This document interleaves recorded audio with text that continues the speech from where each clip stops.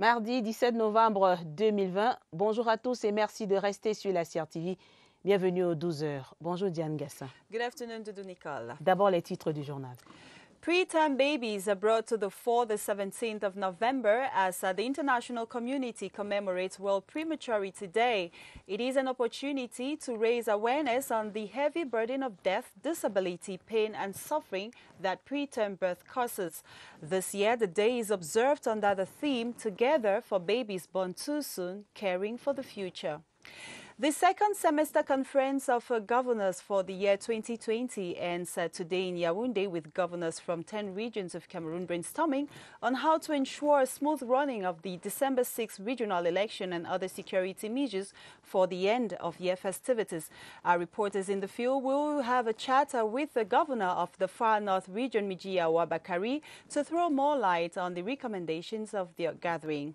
That will be in the course of this newscast. And if you have never been to Muturuwa in the Far North region, our feature page will make you discover a mysterious site referred to by the Giziga people as God's Finger. Found on the top of Mount Messingel, the 6-meter legacy has never been touched by a human for fear of severe mystical attacks. Ayuk John Ashu will be giving you this beautiful discovery towards the end of this newscast.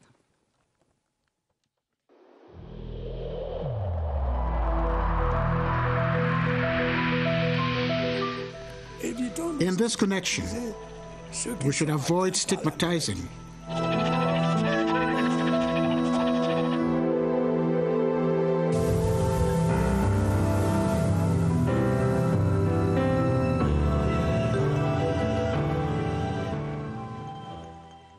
Merci de nous accueillir chez vous en ouverture, la territoriale. Le rideau tombe ce mardi sur la deuxième conférence semestrielle des gouverneurs à Yaoundé. La cérémonie de clôture est prévue cet après-midi à 14h à l'hôtel de ville. On annonce la remise des distinctions à certains membres de la famille de la préfectorale. Pour les dernières nouvelles dans le 12h, retrouvons à l'hôtel de ville de Yaoundé notre reporter Augustin Guizana. Bonjour. Bonjour Nicole Doudou, bonjour Dan Gassa, bienvenue à l'hôtel de ville de Yaoundé où il règne un calme plat. Nous sommes à l'entrée de la salle des actes de la communauté urbaine de Yaoundé, théâtre de la conférence semestrielle de gouverneurs. 3 exposés ont meublé la rencontre tard dans la nuit d'hier jusqu'à 22h. Mais rien n'a filtré des échanges. Quelques indiscrétions tout de même. La sécurité optimale du processus électoral en cours. La campagne électorale démarre samedi. Les instructions ont été fermes, notamment pour ce qui concerne la sûreté nationale. L'exposé du délégué général à la sûreté nationale, Martin Barganguele, ainsi que le secrétaire d'État au ministère de la Défense en charge de la gendarmerie, tout a tourné autour d'une sécurité optimale, pas plus. La présence du ministre en charge de la décentralisation n'était pas fortuite. Il était question pour Georges Elanga Obam de donner quelques éléments de compréhension de cette nouvelle gouvernance, la décentralisation en l'occurrence, et surtout le rôle prépondérant de l'autorité administrative dans la poursuite de l'accélération de cette décentralisation. Entre autres, donc c'est ce qu'il faut retenir. L'après-midi est consacré ici à la cérémonie de... Vous le savez, parmi les gouverneurs, il y a ceux qui sont méritants, bien sûr. Ils se sont illustrés par quelques actes et donc seront décorés. La cérémonie sera présidée par le ministre de l'administration territoriale, Paul Atangandi, ici à l'hôtel de ville de Yaoundé, d'où je signe Augustin Guizana pour le 12h. Thank you, Augustin Gizena. And just to remind our viewers that before the end of this newscast, you will be talking with the governor of the Far North region, Mijiawa Bakari, about the recommendations of this second semester conference of governors. And we stay in politics. We are going over to the National Assembly. The development of renewable energy to address the deficits in the sector in Cameroon is being emphasized at the National Assembly. This is during a seminar organized by the Parliamentary Network on the promotion of renewable energy. It is presided over by the Deputy Speaker of the National Assembly, Honorable Theodore Ndatour, who enjoined the legislators and actors in the energy domain to fully explore the country's potential in order to boost industrialization and economic growth. It is attended, amongst others, by officials of the Ministry of Water and Energy and other development partners.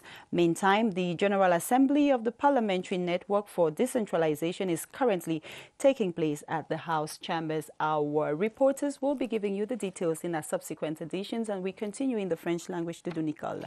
Dans le domaine de la sécurité, face à la menace terroriste qui pèse sur Yaoundé, le gouverneur de la région du centre instruit des fouilles systématiques des clients dans les supermarchés, grandes surfaces de la capitale politique. Dans l'extrait qui va suivre, Nasseri Paul Béa attache du plus haut respect scrupuleux de ces mesures. Il est au micro de la CRTV. Nous avons aussi pris les dispositions pour suspendre les ports de sacs et autres colis suspects dans les grandes surfaces, c'est-à-dire les supermarchés, les bars et autres. Et nous avons demandé à ces propriétaires de débits pour la boisson de tout faire tout assurer eux-mêmes leur sécurité pour être sûr que c'est parce que c'est les gens qui viennent avec, ils sortent avant de les exposer. Donc tout le monde doit être vigilant.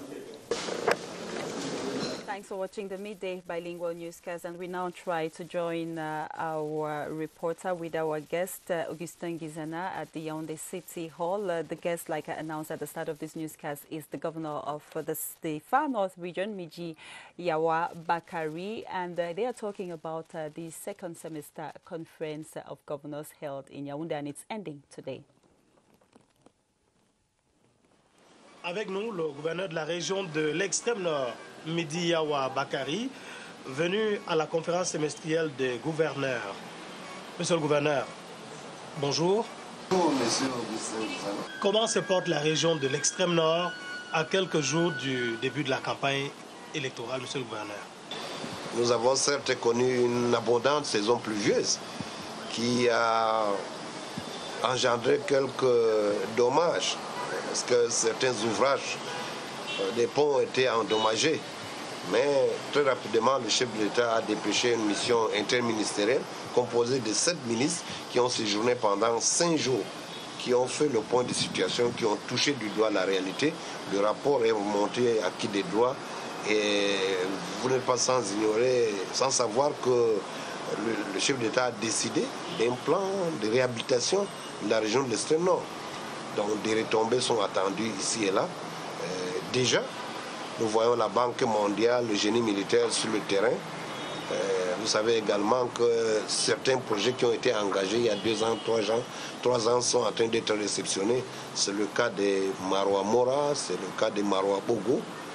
Maroua Mora d'Abanga Kousri est en voie de mobilisation. Banque mondiale, génie militaire.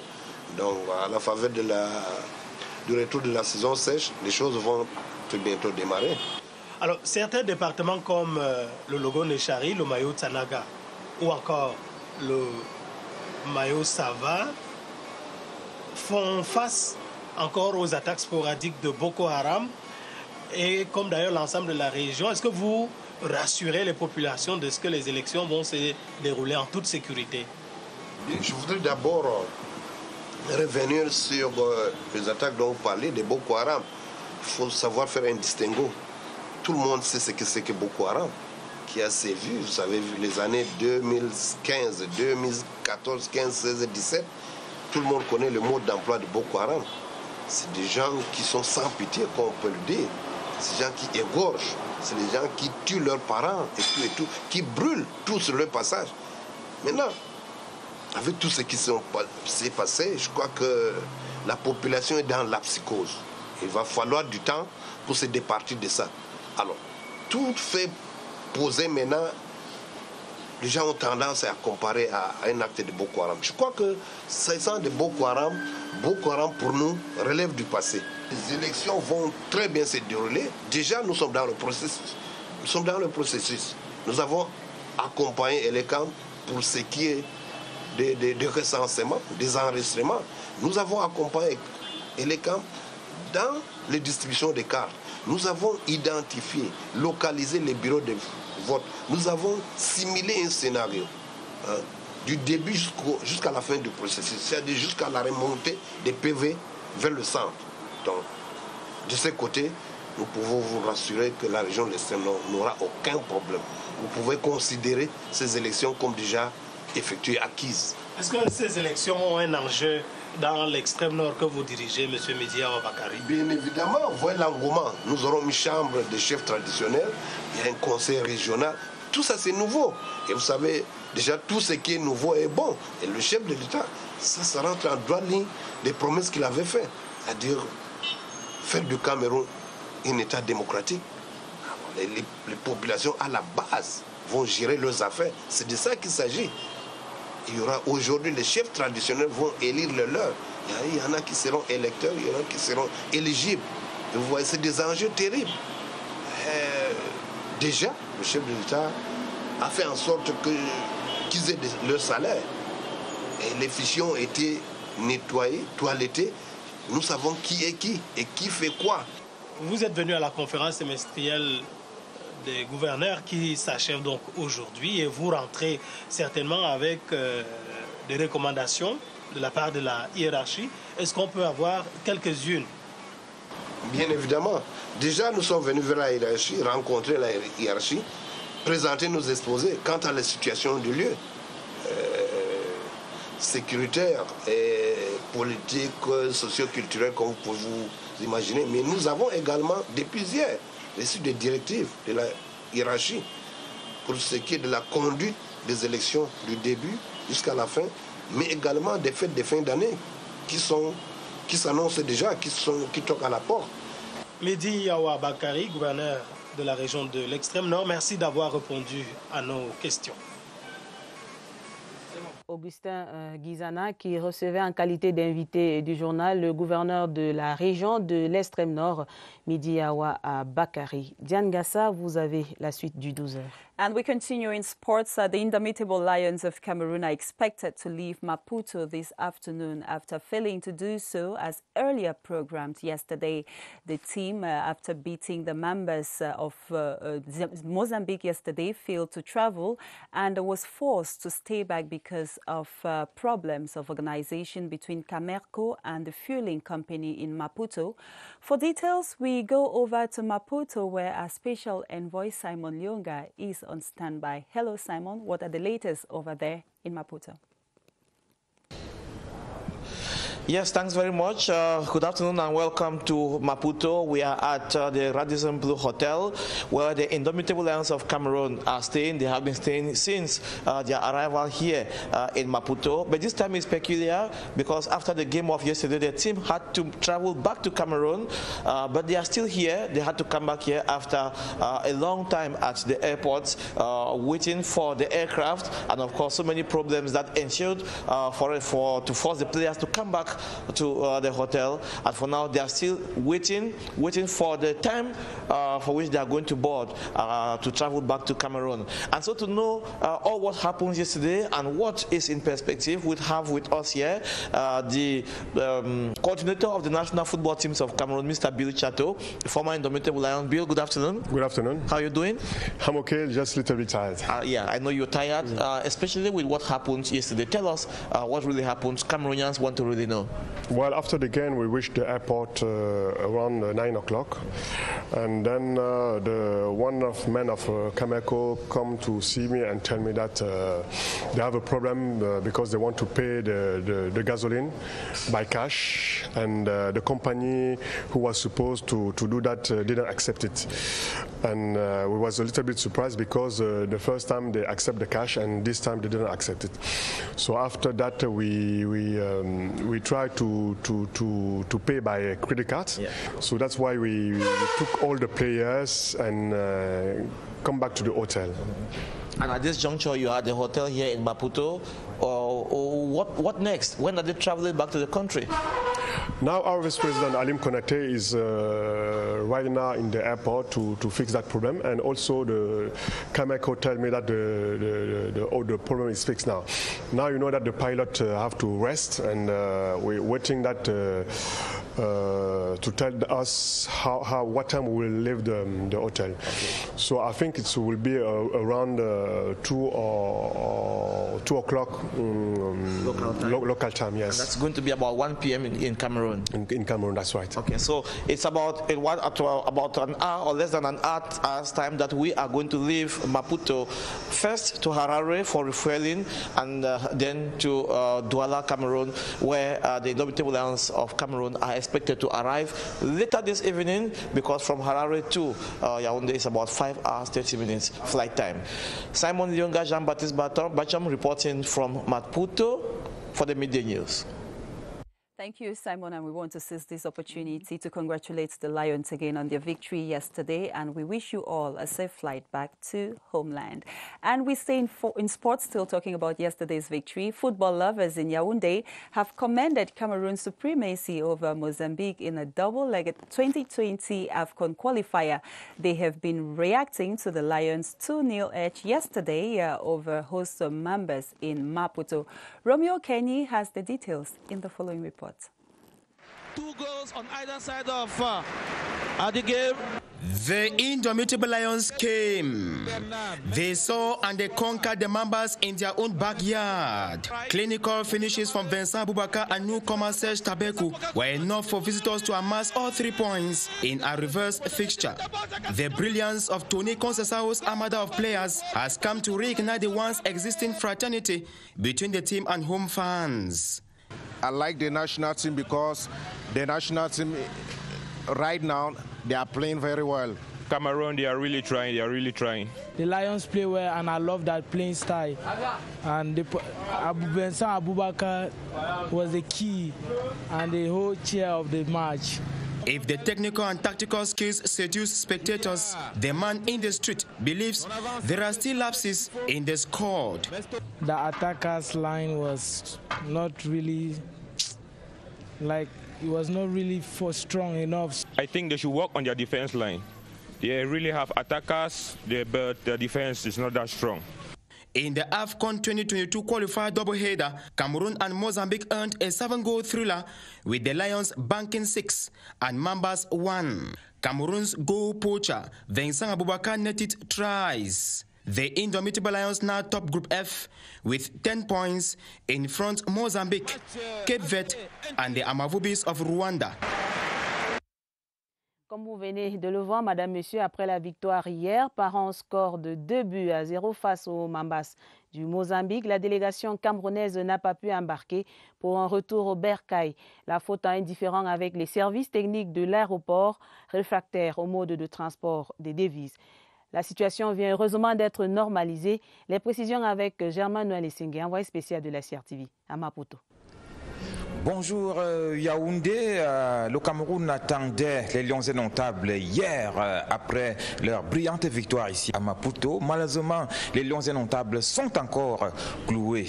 Ici, la faute, vous allez avoir la raison tout à l'heure. Je me tourne vers Bill Chato, il est le coordonnateur général des équipes nationales du Cameroun. Bill Chato, bon après-midi. Merci, bonjour. Alors, quelle est la situation en ce moment précis par rapport à ce qui s'est passé hier? Disons d'abord, ce qui s'est passé hier, c'est que nous sommes arrivés après le match à l'aéroport à 21h. Ensuite, le point focal de Cameco est venu me voir pour m'annoncer qu'il y avait un problème de paiement de carburant. À l'aller, ils ont payé le carburant en cash. Et au retour, ils ont voulu faire par le même procédé et la compagnie a refusé de prendre du cash. Après quelques discussions, nous leur avons demandé si nous pouvons payer en carte bleue. Nous avons donc décidé de revenir à l'hôtel et d'installer les jours à l'hôtel. Et en ce moment précis, quelle est la situation? Est-ce que les choses ont évolué? Est-ce que tout est normalisé? Oui, en ce moment, nous avons le vice-président Alim Konaté qui est sur place pour un peu faire accélérer les choses. En ce moment, le plein de carburant a été fait, ils ont pu régler la situation et nous attendons maintenant que les pilotes, parce que vous savez que les pilotes ont un certain heure de repos à respecter pour la sécurité de tout le monde, donc c'est eux qui vont décider à peu près de l'heure à laquelle nous pourrons partir. Mais ils estiment que d'ici 1 heure ou 2, environ, je pense, 14 heures, heure locale. Nous avons 1 heure de plus par rapport au Cameroun. Donc 13 heures au Cameroun, on devrait en principe décoller. Voilà donc qui est clair, les Lions indomptables vont désormais quitter Maputo dans quelques heures pour regagner le Cameroun. Depuis le Madison Blues, Germain-Noël Essengue, Jean-Baptiste Bachom, Thomas Mboua, envoyé spécial. À votre suite, Germain-Noël Essengue, cette satisfaction des supporters des Lions indomptables au Cameroun, Aboubacar Vincent et ses coéquipiers ont eu raison des Mambas du Mozambique hier à Maputo. Score du match 2-0 dans le cadre du match retour. Et notre reporter Robert Badiek a capté quelques réactions ce matin dans les rues de la cité capitale avec toujours quelques sceptiques. Regardez. Ce n'est pas encore le grand amour qu'on a connu par le passé, mais le constat est clair. Après les 2 sorties victorieuses face au Mozambique, comptant pour les éliminatoires de la CAN 2022, une bonne partie des Camerounais saluent la prestation des Lions indomptables. J'étais très étonné par rapport à la prestation des Camerounais. J'étais beaucoup ému parce que j'ai vu la défense camerounaise qui m'a très surpris. Oui. Donc je pense qu'avec beaucoup d'amélioration encore et de suivi, on peut beaucoup s'en sortir. Ils ont très bien joué et il y avait eu une discipline et l'harmonie entre eux. Certains, par contre, attendent toujours de voir l'équipe conquérante d'antan et ne se laissent pas émouvoir par les bons résultats. Bon, l'équipe nationale actuelle n'est toujours pas une équipe promettante. Elle n'a pas avancé que vif. C'est vrai qu'ils ont marqué, mais quand tu essaies de voir leur fond de jeu, ce n'est pas avancé que vif qu'on peut réellement compter sur le moment opportun. L'équipe s'améliore, elle gagne, mais peut faire mieux. Dans quel secteur précisément? Dites-nous, coach. L'attaque est très bonne. J. Clinton, Vincent Boaka et autres, il y a l'harmonie, il y a l'entente entre eux, mais au niveau de la défense et un peu le milieu, il faut un peu d'amélioration. Il faut voir le monde du football, le monde derrière, ce n'est pas promettant, ce n'est pas une équipe qu'on peut penser pour aller pour remporter une coupe de la CAN. Non, c'est pas facile. Mention bien pour la plupart, passable pour d'autres, mais à la réalité, personne n'est insensible. Le souhait de tous est bien de voir l'équipe nationale du Cameroun à nouveau au sommet du football africain. We are not surprised, Bajek. You know, we have over 20 million coaches and footballers in Cameroon. We all are experts in everything, but we just want to congratulate the boys once again. And we talk something else now. The consumers watchdog P2C2 has organized a sensitization workshop on the rights of consumers with regards to bottled water and other brewery products. The experts intend to kick out drinks of doubtful quality off the market. As Gerald Nanji reports, the workshop was organized within the framework of the National Consumption Council, CONACO. Here is his report. Certain diseases suffered by the inhabitants have been blamed on the inappropriate handling of some brands of mineral water. It is based on the strength of this observation that the associations for the protection of consumers' rights have decided to address these problems. We have a lack of water in our houses. We have a problem like storing of water under the sun. This seminar to build the operational capacity of advocates of consumers' rights focuses on changing the narrative in strict compliance with the regulations in force. We have to tell the associations how consumers can detect good water, also be exposed on what are the quality of mineral water. We have more information that will help them to fight against bad quality water in the market and help the state to also fight against it. All this falls within the institutional framework of the National Consumption Council as part of the campaign to promote quality in the mineral water sector in the country. And in health, as announced in our headlines, preterm babies are making headline news the 17th of November as the world observes World Prematurity Day. Every baby born before 37 weeks is referred to as a premature baby, and this comes with a lot of complications, not only for the babies, but also the entire family. It is an opportunity to raise awareness on the heavy burden of death, disability, pain, and suffering that preterm babies cause to their families. And it is worthy to note that this year, the theme of the day is Together for Babies Born Too Soon, Caring for the Future. Our reporters will be giving you details in our subsequent news editions.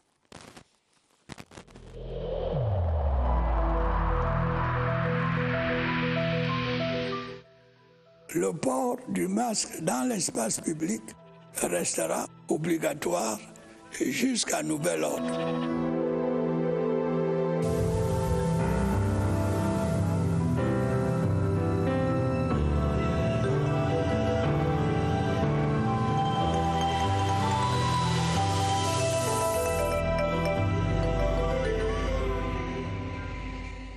En santé, l'initiative mobilisatrice et l'action humanitaire de la première dame Chantal Biya pour combattre la pandémie du siècle était célébrée hier. Ce 16 novembre 2020 marquait l'an 18 des synergies africaines contre le sida et les souffrances.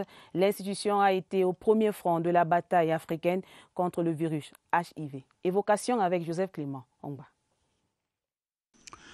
Le pari n'était pas gagné d'avance. Mobiliser les premières dames africaines autour de la lutte contre le VIH-Sida. La prise de conscience des ravages de la pandémie du VIH-Sida et d'autres grandes endémies. Notre refus catégorique de rester indifférent devant la souffrance humaine.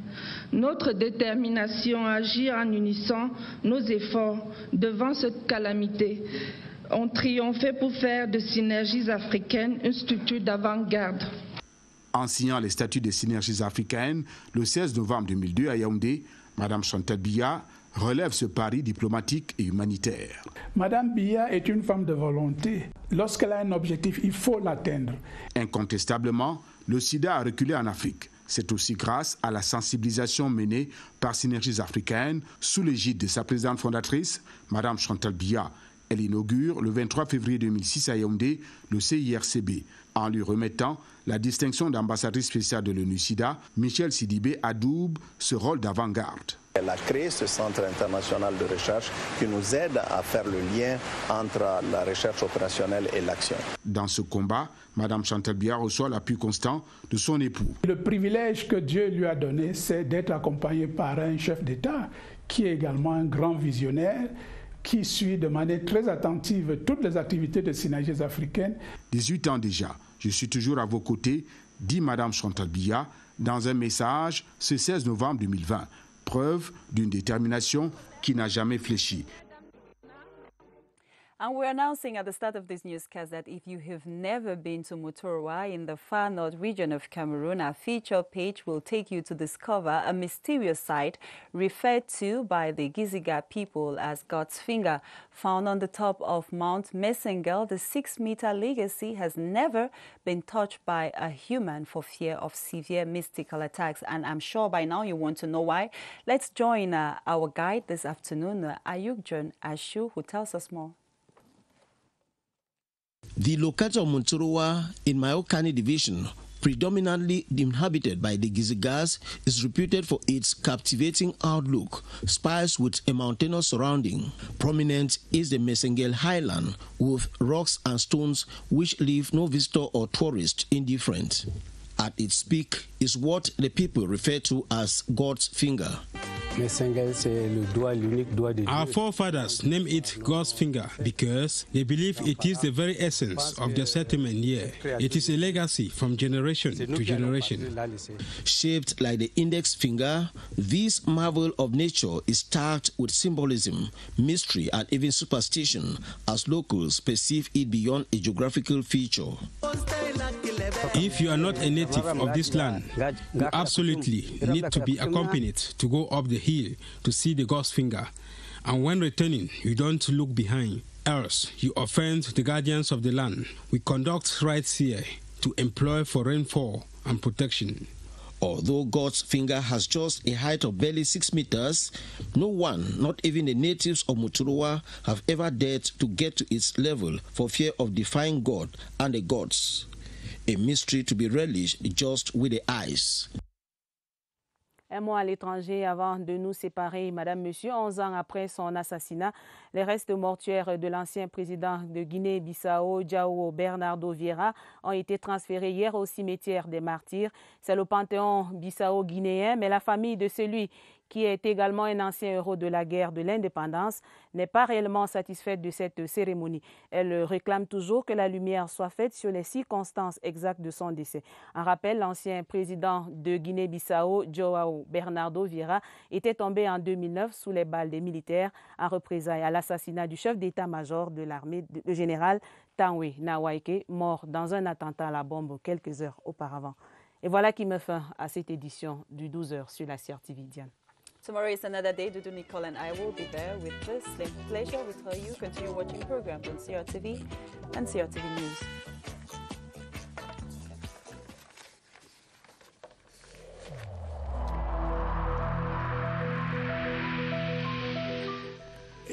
In this connection, we should avoid stigmatizing.